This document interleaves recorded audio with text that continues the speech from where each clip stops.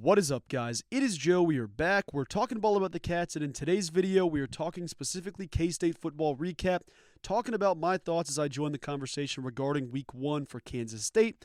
Obviously, it goes without saying, K-State pulls off the win over UT Martin 41-6. Now, super quick caveat, the reason this video is posted on Monday and not Sunday, I was at a wedding actually, and by the time the game finished up, we were definitely not in the state to be recording videos, but usually as these videos happen, they will be on Sunday following the game on Saturday. If it's Friday, like the Arizona game, it'll be Saturday morning, usually.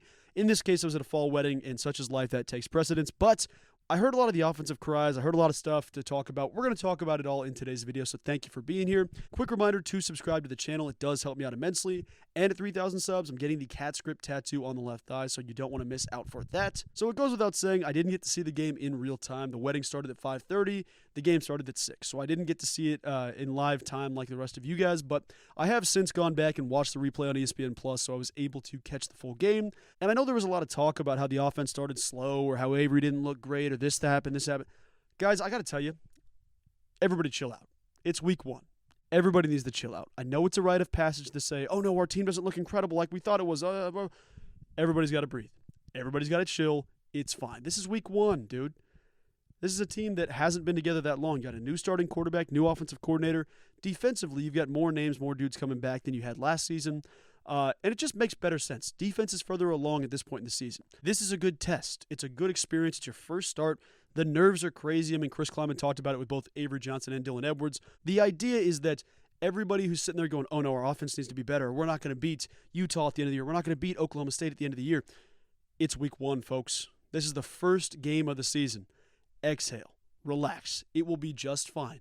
That being said, there were some offensive performances that I do want to highlight. There's also some defensive stuff I want to highlight, and I'm just going to work my way down this list, but essentially listen to this. Struggles happen in college football. Week 1 is sloppy. Oregon, who I think is going to be a national championship contender, top 3 or top 4 in the country, beat Idaho by 10. They beat Idaho by 10. Georgia, the previous season, played UT Martin, led them 17-3 at half.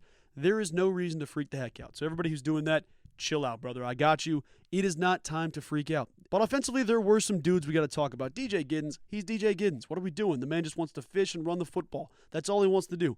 And he's damn good at both. He had a $120 in this game, 120 rushing yards, and it wasn't even like a full DJ Giddens workload. He was out there a lot, but I know that the staff was definitely like trying to ease him somewhat back into it. But it's DJ Giddens. I mean, you're not going to give the guy, 8 touches and hope he's okay. The dude's going to tote the rock. He's going to run through people. He's going to play DJ Giddens brand of football. Like, watching him sprint down the sideline instead of stepping out, decides to try to truck through 2 people. That's DJ Giddens, baby. That's why the man is himself. But big performance from DJ, so shout out there. The running back room. Dylan Edwards, who I want to say this. I've made my prediction now. I think Dylan Edwards, when it's all said and done, will be one of the most unanimously loved K-State Wildcats of all time. I know that there was a lot of bad blood his freshman season when he goes to Notre Dame and then eventually Colorado. It's okay. The man's back. He's righted this wrong. He's done the right thing. The dude's a cat. And I tell you what, it's not lost on him. The opportunity isn't lost on him. I mean, heck, the dude's walking off the field. There's a quote from Kellis Robinett, shout out Kellis, and it says, I looked up at the scoreboard and I said, wow, that's, I haven't won a game in a long time, considering Colorado lost 7 of the last 8 games. He goes, I haven't won a game in a long time. I forgot what that feels like.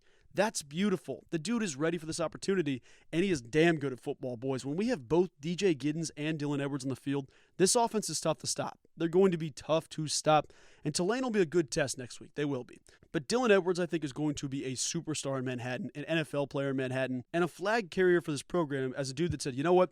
I chose to go elsewhere. I kind of pushed back on staying home. I wanted to do my own thing. It didn't work out. Coming home was the right thing for me. Going to a place like Kansas State when I'm considering, USC, Georgia, I don't know, considering Colorado, considering Notre Dame. The idea is like, hey, I made the right move and I came back to K-State. Now I'm able to make big plays at my hometown team that I grew up cheering for. That's an awesome moment. I mean, it is really, really cool to watch Dylan out there ball out. And his 1-2 punch ability with DJ Giddens, folks, it's going to piss off a lot of D coordinators. So quick shout out to Dylan Edwards there, both on the ground and through the air. The man averaged 8.8 yards a carry. Pretty damn good. The man also had some nice catches and nice plays in the open space and the receiving game, as well as a dot from Avery Johnson down the sideline on a little wheel route outside. I mean, the good strategy is to guard the guy that runs a 4-2. Bad strategy is just let him run free. UT Martin liked to do that, but it is what it is. So shout out to our guy Dylan Edwards for balling out. Super quick shout out to the general spot. The O-line killed it. The O-line did a great job. I don't think Avery got touched in this game. From what I can remember, and granted I didn't see it in real time, but I don't remember Avery getting hit at all, so shout out to the O-line. That's a lot of new guys, a lot of new faces. Even the second and third team guys down the stretch were moving bodies. This is what you want to see. Connor Riley's the best in the business for a reason. It stays in Manhattan. It's going to happen again here soon with the K-State beef. Defensively, super quick. How about my guy Toby Osunsomny, dude? The man can play football. This is a man stepping at a new position and is a premium pass rusher in a power conference. Toby Osunsomny went out there and balled out and hit the freaking freeze frame on him as the celebration twice. That is beautiful. Celebration of the year in my mind. Toby, if you're watching this somehow for some reason, please do not change the sack celebration. That's got to stay. That is killer. And I've already said a lot of this on social media, on Twitter. If you're not following me, go over there and check me out, Tillery_Joe. I won't overreact to a lot of this. I won't say, well, this guy stinks, offense is bad, whatever. The only thing from this game I will overreact to and say is that Toby Osunsomny is going to lead the Big 12 in sacks. I'm just going to tell you that now. The man is a heat-seeking missile off the edge. The dude is a mismatch. I know he's not a giant dude. I mean, he's 6'2", solid weight, but he's not a guy that screams, I'm 6'6", 250 pounds, I can run a 4.5. He's not that dude. The dude is quick, he is twitchy, he's explosive. He's a different style of pass rusher than we've seen in recent years, and the man's going to have an NFL ceiling. So we will see Toby continue to ball out. And lastly, Des Purnell. Des Purnell, what are we doing? That's all I can say. The man is so good at football, and he gets no national love. It'll come this season. But like my guy Caleb said, I think there's a good chance that Des Purnell is the best defender in the Big 12. I mean, that's the way the dude's gone. And he goes about his business silently. He's not a guy going out there and saying, look at me, I have to be the best. Dude just goes out there and takes care of business. He threw up the mob sign immediately, man, threw it up. It was pretty sweet to see. So I'm pumped to see Des Purnell in action. And also the fact that Kansas kids are making plays in the state of Kansas. You don't get a kid that's playing quarterback from Texas. You don't get a kid that's playing quarterback from California. You don't get a kid going from Oklahoma to K-State. Not that there's anything wrong with any of that, but the idea is that it shows, hey, I'm from the state of Kansas. I'm a 3-star, 4-star kid. Why wouldn't I go to Kansas State? Why wouldn't I consider Kansas State? This is a Sunflower team. We've got the boys from the Sunflower State, and they're balling out wearing purple. But that's pretty much going to do it. I mean, I kept this one a little bit shorter because it's a quick recap as we continue through the week. But that's going to do it. Rapid recap here. It's week 1. Chill out. Toby Osunsomny, good at football. Des Purnell, good at football. Dylan Edwards, good at football. DJ Giddens, good at football. The rest, it will all work out soon. I promise you that. As we get a good challenge against Tulane, and I'm excited to see that come to fruition. But guys, it's going to do it. Be sure and hit that subscribe button if you like this content, if you need a little bit more in your life. Thank you all for being here. And folks, the football season's here. Let's all enjoy it.